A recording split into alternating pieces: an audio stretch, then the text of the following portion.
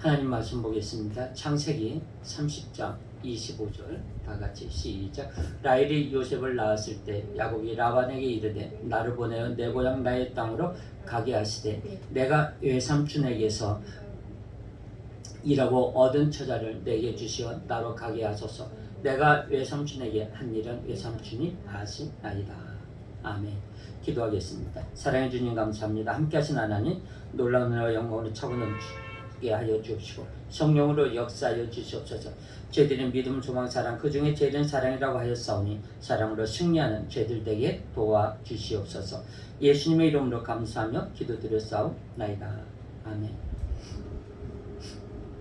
인간의 내면에 깊은 곳은 야망과 거짓으로 가득 차 있습니다. 때로 우리는 이기적이고 탐욕적이고 교활하고 거짓과 이선으로 가득 차 있는 자신을 발견하게 됩니다. 사람들은 누구든지 지성과 교양이라는 가면을 쓰고 있습니다. 사람이 살아가다 보면은 살다가 저희들이 알고도 지은 죄, 모르고도 지은 죄, 그리고 내 욕심과 내 야망을 위해서 거짓말을 하고 그걸 위해서 다른 친구들에게 또 뒤집어 씌우기도 하는 일이 있습니다. 오늘 창세기 30장 25절에서 오늘 43절 말씀을 가지고 은혜를 나누려고 하는데 바로 이 이야기입니다. 야곱의 이야기입니다. 야곱과 라반의 이야기인데 오늘 제목이 인간의 야망과 거짓이라는 제목을 가지고 은혜를 나누려고 합니다. 사람들은 누구든지 지성과 교양이라는 가면을 쓰고 있습니다. 야곱도 예외는 아니었습니다. 외삼촌 라반의 집에서 14년 동안 지낸 후에 사랑하는 아내 라헬이 아들을 낳게 되자 야곱은 라반을 찾아가서 자기의 속마음을 털어놓습니다. 누구에게 털어놓느냐? 자기 외삼촌인 라헬에게. 한번 볼까요? 25절과 26절 다시 한번 보겠습니다. 시작. 라헬이 요셉을 낳은 때 야곱이 라반에게 이르되 나를 보내어 내 고향 내 본토로 가게 하시되 내가 외삼촌에게서 일하고 얻은 처자를 내게 주어 나로 가게 하소서. 내가 외삼촌께 한 일은 외삼촌이 아시나이다. 그랬어요. 14년 동안 야곱은 순종하며 불만을 표현하지 않고 무상으로 봉사하는 것처럼 보였어요. 그러나 진실은 그게 아니었습니다. 용서에 대해서 생각해 봐야 되겠습니다. 용서란 무엇인가? 잊어버리는 것입니다. 그런데 우리는 용서했다고 하면서 용서했다는 사실까지 기억을 합니다. 그런 것 같아요. 저도요, 우리 자녀들이 잘못했을 때 그래 이번에 아빠가 한 번만 봐준다 해가지고 또 그 실수를 또 합니다. 또 벌써 이건 몇 번째야? 지난번에도 했지, 이번에도 했지, 너 두 번째야? 진짜 너 마지막 세 번째 가서 넌 안 봐준다? 그렇게 우리들이 흔히들 이야기들을 많이 합니다. 우리가 이것을 한번 생각해 봐야 되겠습니다. 진짜 그것은 진정으로 용서하지 않았다는 것을 의미합니다. 사실 남을 용서한다는 게요, 쉬운 건 아니에요. 가장 어렵습니다. 내가 분명히 그 사람을 용서한 것 같습니다. 내가 분명히 그 사람에 대해서 내가 용서하고 회개한 것 같았습니다. 그런데 내가 그 사건에 대해서 다시 한번 일어나면 그 사람은 다시 생각이 나요. 그럼 그 사람이 생각이 나면 그 안에서 내 속이 부글부글 끓습니다. 그 사람에 대해서 다시 성기를 내고 내가 또 혈기를 부리게 돼요. 내가 분명히 하나님 앞에 기도할 때는 아버지 용서했습니다. 용서해 주세요. 그들 앞에서 내가 용서했습니다. 내가 회개합니다. 내가 용서하지 못했던 것에 회개합니다. 그렇게 이야기를 하면서도 용서라는 게 상당히 쉽지는 않습니다. 우리는 상대방에게 잘못을 해놓고 죄송합니다. 제가 잘못했습니다. 뭘로? 말로. 진정한 용서와 진정한 회개는 그 사람에 대한 보상이 필요합니다. 그 사람에 대해서 보상을 해야 돼요. 그 사람이 손해본 것을 내가 많은 것을 보상해 줘야 되고 배상을 해줘야 됩니다. 그런데 내가 그 사람한테 손해본 걸 나로 인해 가지고 그 사람이 모든 사업에 한다는 거 너무너무 많은 손해를 봤는데 말 한마디로 넘어가려고 합니다. 내가 너를 용서하고 상대방에 대해서 인격과 인권을 모독하고 그 사람의 명예까지 모독해놓고서는 용서해. 우리는 맨손으로 맨입으로 용서를 구합니다. 아닙니다. 용서란 것은 무엇입니까? 하나님 앞에 회개하는 거예요. 회개 예물이 들어가야 됩니다. 우리가 반드시 죄를 지으면 죄의 싹이 들어옵니다. 그 죄의 싹은 사망이라고 했습니다. 내가 하나님 앞에 그 죄에 대해서 용서를 받습니다. 회개합니다. 구원을 받습니다. 그런데 그 싹은 내 몸 안에 남아있어요. 그 싹은 내 몸 안에 남아있어가지고 그것을 예배 시간에 졸게 만들고 딴 생각하게 만들고 남을 괴롭히게 만들고 남을 이간질하게 되고 내가 간음하게 되고 내가 음란하게 되고 그게 이런. 왜? 죄의 싹이 남아있다. 그 싹은 내 안에 남아있다. 그것이 뭐냐? 악한 영들. 귀신들이 내 안에 들어와서 나를 힘들게 합니다. 내가 하는 일마다 못되게 만듭니다. 내가 하는 일마다 안되게 만듭니다. 부부지간에 싸우게 만듭니다. 자녀들 간에 싸우게 만듭니다. 가족 간에가 흐트러 놓습니다. 이것이 누가 하느냐? 악한 영들이. 그 악한 영들이 언제 들어왔느냐? 내가 죄를 지었습니다. 남을 험담하고 남을 욕하고 남을 용서하지 않았을 때 그때 악한 영들이 내 안에 들어옵니다. 그런데 우리는 그것이 몰라요.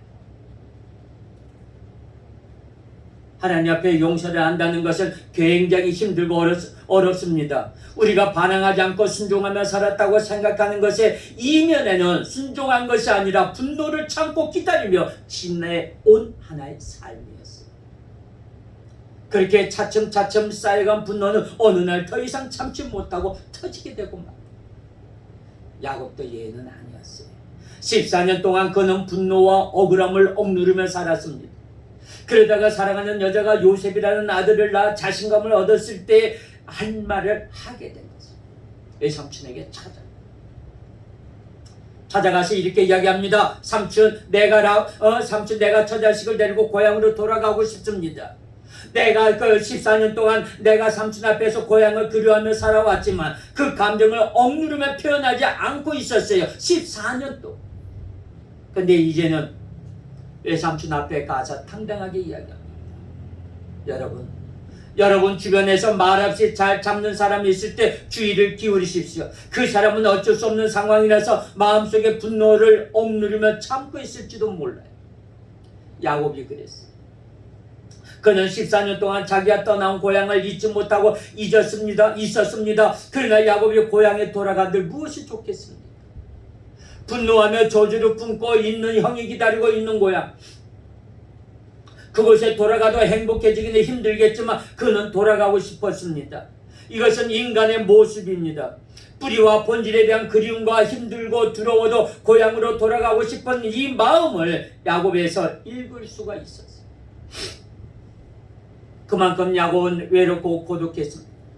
야곱에게서 발견하는 또 다른 것은 처자식에 대한 애착입니다. 처자식에 대한 애착은 누구나 가지고 있지만 특별히 더 많은 애착을 가지고 있는 사람이 있어요. 예를 들어 이북에서 피난 온 사람은 가족을 특별히 아낍니다. 믿고 의지할 대상이 가족밖에 없다고 생각하기 때문입니다. 야곱은 철저하게 가족 중심적이고 처자식을 아끼고 챙기는 사람이에요. 이런 점은 그가 어떤 면에서는 소극적이고 자기 중심적인 사람이라는 것을 보여줍니다. 그는 처자식을 데리고 고향으로 돌아가게 해달라고 하면서 삼촌, 내가 삼촌에게 한 일을 다 알지 않습니까? 라고 이야기합니다. 이 말에는 그 안에 가시가 있어요. 14년 동안 내가 14년 동안 무엇으로 일했다는 것을 은연중에 나타내고 있어요. 여러분, 윗사람은 아랫사람의 무언의 언어를 잘 들어야 합니다. 또 정부는 국민의 말 없는 소리에 귀 기울일 줄 알아야 합니다. 라반은 야곱을 놓치고 싶지 않았어요. 왜냐하면 야곱이 열의를 다해서 훌륭하게 일했기 때문에. 어떤 사람은 있을 때는 별볼 일 없게 느껴지는데 없으면 굉장히 아쉽습니다. 우리는요, 사회나 어디나 조직이나 교회나 단체나 직장이나 이런 데서는요, 세 가지 사람이 있어요. 꼭 필요한 사람이 있어요. 그리고 없어서는 안 될 사람이 있어요. 그리고 세 번째는 있으나 마나한 사람이 있어요. 우리 동방교회 성도들은 가는 곳마다 꼭 필요한 사람, 없어서는 안 될 저와 여러분들이 되기를 예수님의 이름으로 축원합니다. 어떤 사람은 옆에 있을 때는 꼭 필요한 사람인 것 같은데 막상 떠나고 보면 그렇죠. 근데 라반에게 있어서 야곱을 떠나보내는 것에는 문제가 있었어요. 그는 좋은 일뿐이기도 했지만 라반은 그가 떠나가면 함께 떠나게 될 자기와 딸들과 외손자들과 가까이 살고 싶었어요. 그렇기 때문에 야곱이 처자식을 데리고 떠난다는 것은 라반을 불안하게 했습니다. 한번 27절 28절 한번 볼까요? 창세기 30장 27절 28절 시작. 라반이 그에게 이르되 여호와께서 너로 인하여 내게 복 주신 줄을 내가 깨달았노니 내가 나를 사랑스럽게 여기거든 유하라. 또 가로되 내 품삯을 정하라. 내가 그것을 주리라 그랬습니다. 야곱을 떠나보내야 될 상황이 닥쳐오자 라반은 또 다른 사실을 깨닫게 됩니다. 야곱은 하나님의 복을 가져오는 사람이었다는 거예요. 그래서 라반은 여호와께서 너로 인하여 내게 복 주신 줄을 내가 깨달았노라라고 말을 합니다. 라반은 자신의 일이 잘 되는 이유를 생각해 본 뒤에 야곱이 있는 곳에는 진짜 하나님이 복을 주셨어. 야곱이 우리 집에 들어온 뒤부터 이 얼마나 많은 재산이 늘어났어. 이 양과 이 가축을 볼 때 진짜 야곱이 오면서부터 걔는 진짜 부지런했어. 진짜 쟤는 어디 가는 데마다 꼭 성공할 거야. 쟤는 부지런한 애야. 쟤는 진짜 짱이야 라고 라반은 은근히 속으로 자랑하고 있었고 생각하고 있었고 가는 곳마다 이웃에서 자기 사이 자랑을 많이 했을 것입니다. 성경에는 나와 있지는 않지만 그걸로 인해서 동네 사람들이 라반을 보고 가만히 있었겠어. 라반 자네 진짜 사이 잘 얻었어. 그 사이가 진짜 자네가 얼마나 열심히 했길래 그 사이는 진짜 쉬는 날도 내가 못 봤어. 하나님을 섬기는 날 안식일 외에는 열심히 일하는 것밖에 내가 못 봤어. 그러면서 동네 사람들 칭찬이 차지합니다. 라반은 기분이 좋았어요. 왜? 내 사이를 자랑하는데 내 사이를 칭찬해 주는데 기분 나쁠 장애는 없었을 거예요. 깨닫고 있습니다. 라반은 자신의 일이 잘 되는 이유를 생각해 본데 야곱이 있는 곳에는 하나님의 복을 주셨다는 것을 깨달은 것입니다. 여러분도 가는 데마다 이런 말을 듣게 되기를 예수님의 이름으로 축원합니다. 자신의 시댁이 또는 자기의 직장이 나로 인해 복을 받았다라든가 당신은 복을 가져오는 사람, 하나님이 함께 하시는 사람이라는 말을 꼭 듣게 되기를 다시 한번 주님의 이름으로 축원합니다. 그래서 라반은 야곱에게 내가 나를 사랑한다면 떠나지 말고 여기 있으라며 내가 품삯을 주겠다고 말을 합니다. 오랜 세월을 조용히 임나던 야곱에게 자신의 몫을 챙겨야 되겠다는 야망이 꿈틀대기를 합니다. 이제 임금 협상에 들어가요. 누구하고? 야곱하고 라반하고 임금 협상을 들어가는데 한번 29절과 30절 한번 볼까요? 다 같이 시작.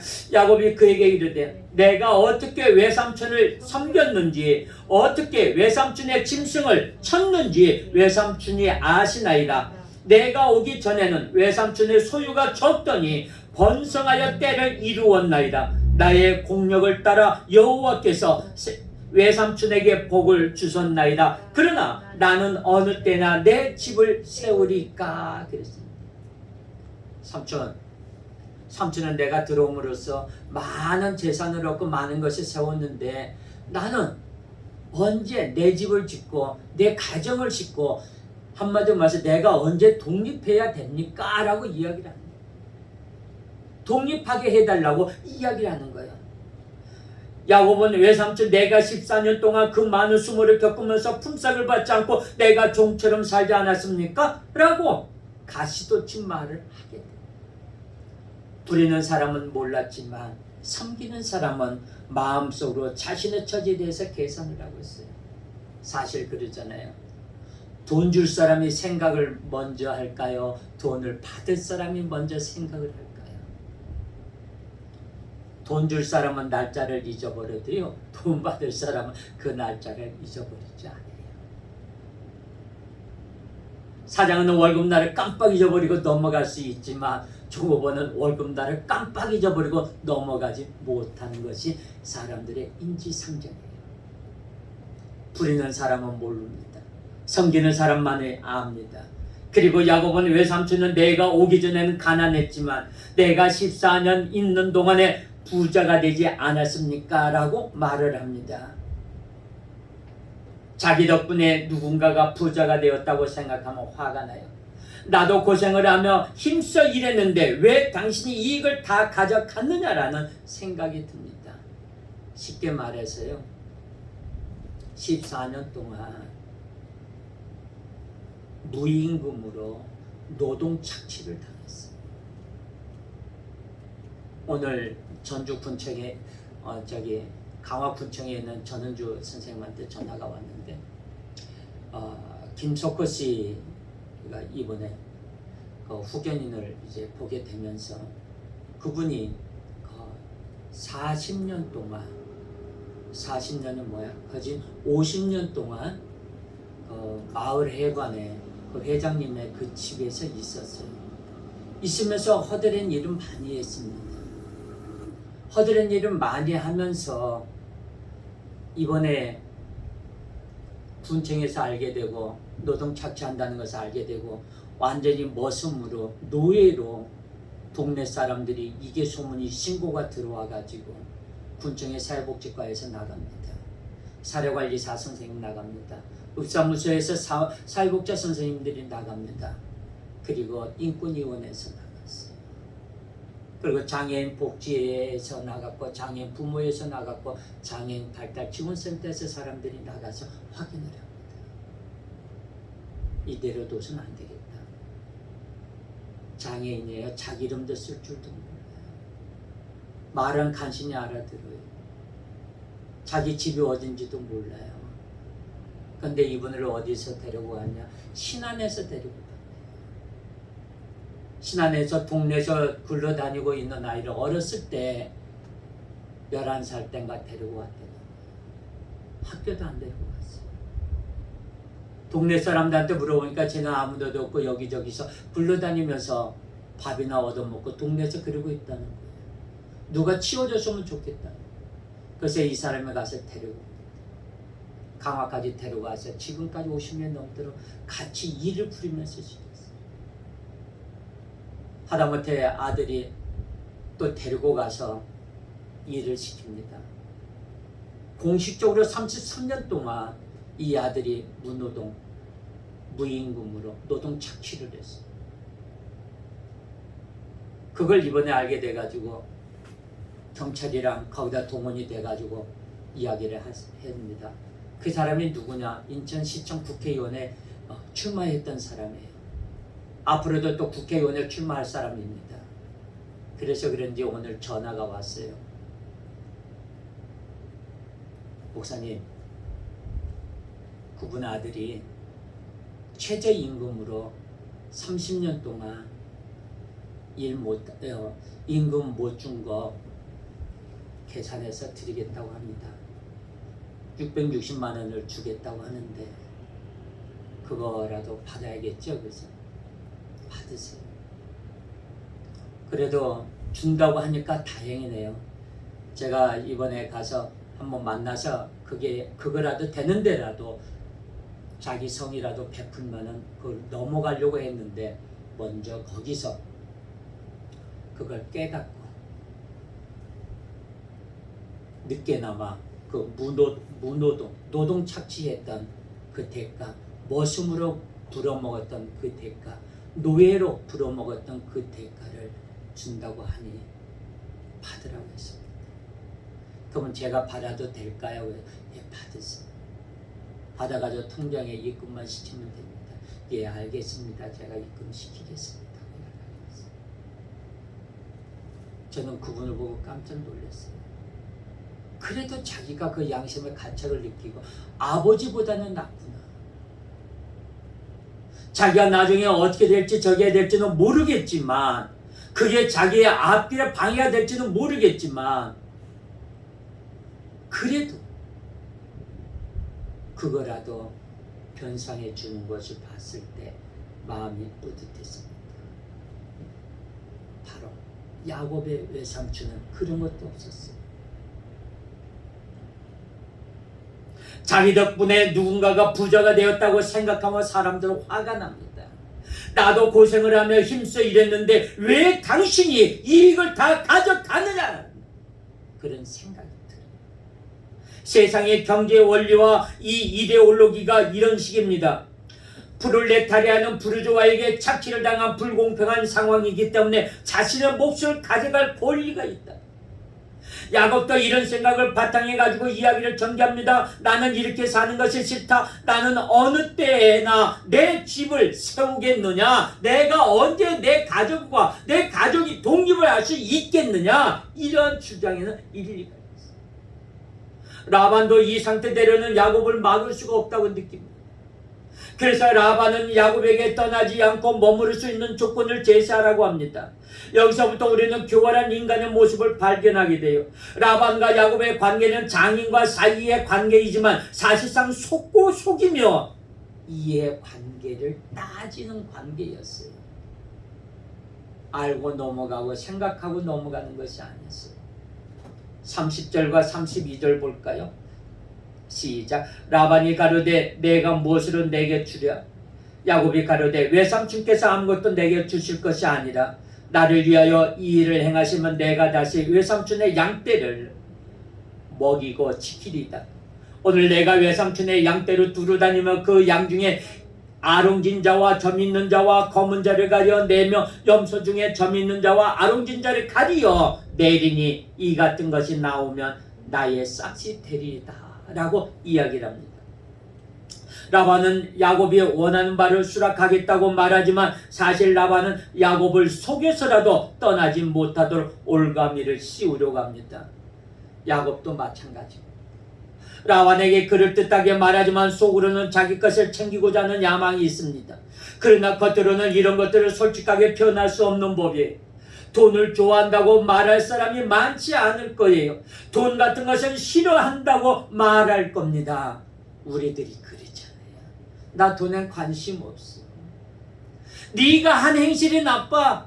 나는 그것만이 마음에 걸릴 뿐이야. 나는 돈에는 전혀 관심 없어. 그 말이 거꾸로 뒤집어서 생각하면 돼요. 나는 그 돈이 필요해. 나는 너 같은 건 말 필요 없어. 돈이 필요해. 내 돈 갖고 안 주려고 네가 때렸어. 그 말과 똑같아. 돈 필요 없다고? 그런 사람들이 왜 뒤로 몰래 돈을 받아? 왜 몰래 돈을 받아?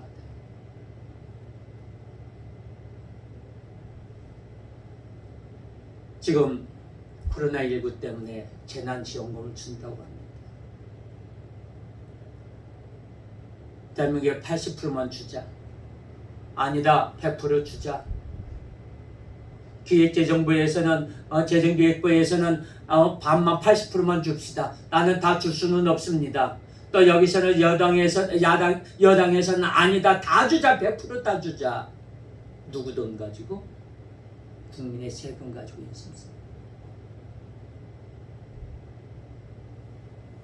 지금 하는 정부가 뭔지 아나요? 돈 많은 사람 뺏어다가 없는 사람 주재는 거예요. 공산주의가 뭐예요? 옛날에 공산주의가 들어왔을 때 부르주아 사상 돈 많고 그 동네에서 갑부들 데려다가 그것을 다 뺏어다가 노동자들 아무것도 없는 사람들 주는 거예요. 지 돈 주는 게 아니에요. 왜 지 돈 못 주고 왜 남이니까 뺏어다 주고 지가 왜 생색내냐? 이럴 때일수록 저기들 장관들 대통령들 자기 사대 좀 털지 왜 터는 사람은 왜 한 명도 없냐고. 진짜 국민을 위한다고? 요즘에 누가 그래? 아나떡이.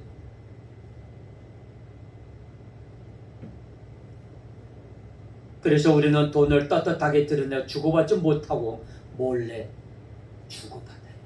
사람들은 모두 그 내면에 욕심과 더러운 것이 숨겨져 있고 그것을 멋지게 포장하는 방법을 배웠기 때문에 드러내지 않을 수 있을 뿐.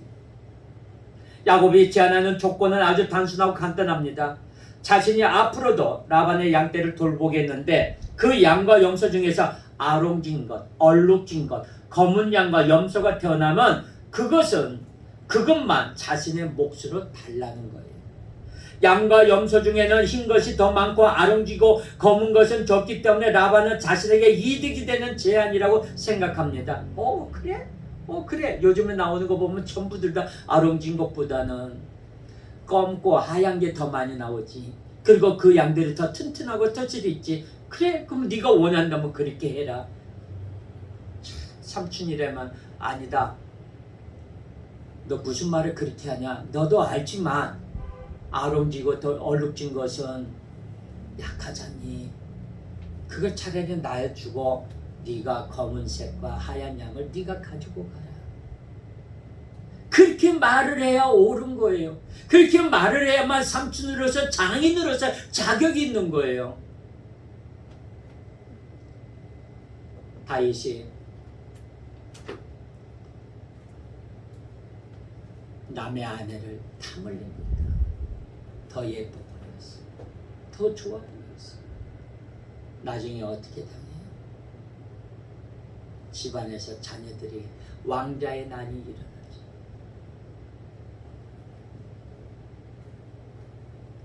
라반은 자신에게 이득이 되는 제안이라고 선심 쓰는 척하면서 허락을 합니다. 야곱의 경우는 모든 것을 양보하는 것처럼 말하지만 나름대로의 속셈이 그 안에 또 있었어요. 이런 모습은 원래 인간의 모습입니다. 예수 믿는 사람도 마찬가지입니다. 우리는 예수님을 잘 믿는 척하기도 합니다. 선교사나 목사도 마찬가지입니다. 여러분은 스스로 어떻다고 생각하십니까? 한번 33절을 봅시다. 다 같이 시작. 후일에 외삼촌께서 오셔서 내 품삯을 조사하실 때 나의 의가 나의 표징이 되리다. 내가 혹시 염소 중 아름기지 아니한 자나 점이 없는 자나 이 양 중에 검지 아니한 자가 있거든 다 도적질한 것으로 인정하소서. 야곱과 라반의 관계가 신뢰라는 관계가 아니라는 것을 알 수 있어요. 믿는 척하고 사랑하는 척하면서 실제로는 자신의 유익만을 구하고 있어요. 우리는 어떤 사람이 백조의 호수예요. 겉에 보지만 겉모습에 보면 굉장히 우아하죠. 백조가. 그러면 그 발밑은 뭐에 가라앉지 않고 발을 덕덕덕덕덕덕덕덕 헤엄치고 있습니다. 우리는 그 백조의 인상으로 지금 살아가고 있어요. 34절을 봅시다. 라반이 가로되 내가 내 말대로 하리라 하고 그들은 서로 양보해주는 척하면서 속으로는 회심의 미소를 짓고 있어요. 인간에게는 누구든지 정도의 차이가 있을 뿐이지 실속을 차리고 싶고 자기 이익을 챙기고 싶은 욕망이 있습니다.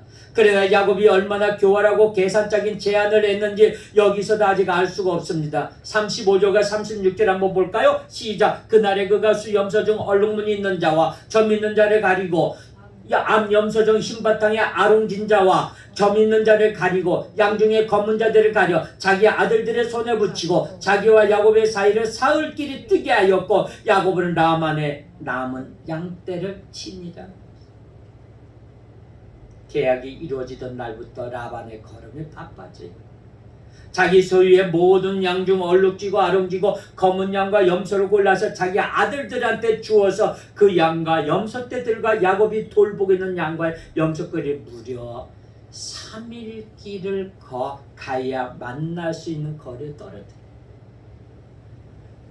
세상에 해도 해도 너무한 거 삼촌이 그 양들을 갖다 혹시나 야곱한테 올까봐 3일 길을 걸어가야 되는 그 거리를 서로 떨어놓고 띄워놓고 있는 혹시나 양 한 마리 염소 한 마리라도 야곱한테 갈까봐. 이런 삼촌 밑에서 14년 동안 야곱이 있었어요. 야곱이 삼촌을 보고 뭘 배웠겠어요? 똑같아요. 물은 위에 사례를 흐릅니다. 주는 대로 갔습니다. 씻는 대로 거듭니다. 자기 소유의 모든 양 중 얼룩지고 아름지고 검은 양과 염소로 골라서 자기 아들들한테 주어서 그 양과 염소떼들과 야곱이 돌보고 있는 양과 염소 무리들 사이를 무려 3일 길을 가야 만날 수 있는 거리에 떨어뜨려 놔요. 그렇게 해서 야곱에게는 흰 염소와 양만 맡겨집니다. 바로 이런 모습이 나의 모습일 수도 있습니다. 우리도 라반처럼 그런 과정 속에서도 말은 그럴듯하고 멋있게 하고 약속도 그럴듯하게 합니다. 어떤 경우는 이런 식으로 20년 또는 30년 동안의 오랜 세월을 속이기도 합니다. 속고 속이기도 합니다. 양 중에서 아롱지거나 검은 것이 있어야 교미를 했을 때 역시 얼룩지거나 아롱지거나 검은 새끼가 나올 텐데 그런 것을 모두 다 가져가 버리니까 야곱으로서는 어찌 해볼 방법이 없어 보여요. 그래도 야곱은 이런 불가능한 환경 가운데서는 포기하지 않아요. 그는 불가능한 상황에서 다시 시작합니다. 야곱은 아버지의 집에서 쫓겨나서 방황을 하다가 하나님을 만났어요. 야곱은 아버지의 집에서 방황을 하다가 하나님을 만났고 그리고 하나님 앞에 기도하며 예배 생활을 하며 그리고 그는 인생을 다시 시작합니다. 그러다가 한 여자를 만나 사랑에 빠져서 결혼을 했는데 첫날 밤을 지내고 나서 보니 자신의 곁에는 다른 여자가 있었어요. 장인에게 속아서 사기 결혼을 당한 것입니다. 그러나 그는 절망하지 않고 다시 시작합니다. 그리고 장인한테 또 속습니다. 그러나 야곱은 포기하지 않고 또다시 시작합니다. 여기서 하나님의 사람은 또다시 시작한다는 것을 배우고 여러분 사기를 당하는 등 어떤 어려움을 겪었습니까? 다시 시작하십시오. 다시 시작합시다. 불가능하지만 또다시 시작하십시오.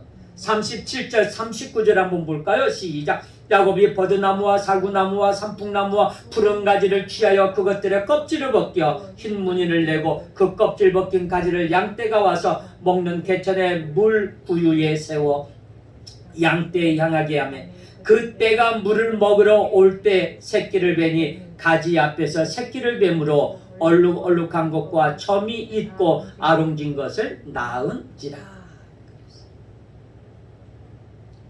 야곱은 어떻게 해볼 방법이 없었는데 불가능에 도전하기 시작합니다. 말도 안 되는 일을 시작합니다. 나무의 껍질을 벗겨서 양들이 물을 먹는 개울가에 세워서 양들에게 보여요. 쉽게 말하자면요, DNA를 조작하는 거예요. 지금으로 말하자면. 제가 이해가 안 가는 게 이 냇가에다가 나무를 알록달록하게 해가지고 살구나무를 꺾고 이거 껍질을 벗기고 해서 넣게 되면요, 그런 건 있어요. 물길에 의해서 색깔이 좀 달라 보이고 이 양들이 이 나무 색깔이 현명하게 보이지는 않아요. 그러니까 이 양들이 그 우물가 앞에서 물을 먹습니다. 물을 먹다 보면 그 물을 먹으면서 양과 염소들은 거기서 교미를 하게 돼요. 근데 이것은 이 현대 과학으로서도 지금 이해가 안 가는 면이 어떻게 여기서 이 DNA 조작을 할 수 있겠느냐. 야곱이 유전자 조작을 하는 걸 말하자면. 근데 그것을 누가? 하나님이 하신 거예요, 사실은. 하나님이 하시고, 다만 야곱은 뭐냐? 그래도 마음이 아프고 마음이 간절하니까 자기로서 할 것은 이것저것 다 해보는 거예요. 하나님의 명령이 없이는 못하는 거예요. 지금 코로나19로 고생하지만 이 코로나19는 누가 준 거예요? 하나님이 주시고, 주신 이도 하나님이시죠. 거둬가신 이도 하나님이시죠. 다만 누구를 통해서? 악한 영들을 통해서 우리들에게 들어옵니다. 우리는 그것을 깨달아야 될 겁니다. 하나님이 주셨으니 하나님께서 마무리하십시오. 하나님께서 함께 하셨으니 하나님 끝까지 책임져 주십시오 라고 우리는 기도해야 됩니다. 지금 코로나19는 이제는 아무것도 아니에요. 델타 바이러스, 변이 바이러스, 이거 델타 바이러스 지금 오고 나면요, 다음에 또 누가 오냐면 인도 람 바이러스가 와요. 인도에서 발생한 그 이 변이 람 바이러스는요, 이 델타 바이러스보다 더 독하대요. 더 오래 갈 겁니다. 우리는 이거 빨리 멈춰달라고 하나님 앞에 기도해요. 하나님은 심는 대로 거둔다고 했습니다. 우리는 하나님 앞에 올바로 심고 올바로 거두는 저와 여러분들이 되기를 예수님의 이름으로 축원합니다. 기도하겠습니다. 사랑해 주님 감사합니다. 함께 하신 하나님, 주님의 은혜와 영광으로 차고 넘치게 해주시고 저희들을 기억하여 주옵시고, 야곱이 삼촌에게 속아 서로 속고 속이는 사건들이 벌어졌지만 저희들은 그런 일이 없도록 도와주시고 양보할 수 있도록 도와주시고, 주신 이도 주님이시오, 거둬가신 이도 주님이시오, 오로지 주님만을 찬양하고 주님만을 생각하며 생활하는 저희들이 되게 하여 주시옵소서. 예수님의 이름으로 감사하며 기도드렸사옵나이다. 아멘.